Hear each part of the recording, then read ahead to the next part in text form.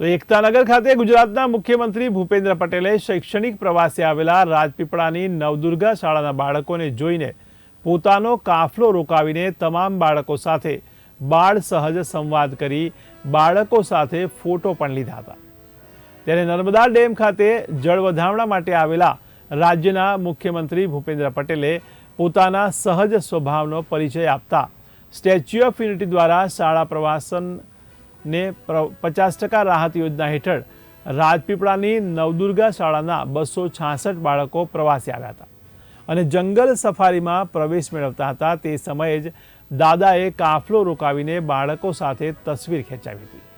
ત્યારે નવદુર્ગા શાળાના બાળકો આ સમયે ભાવુક થયા હતા અને ભારત માતા કી જયના નારા સાથે રાજ્યના મુખ્યમંત્રી એવા દાદાનું અભિવાદન કર્યું હતું।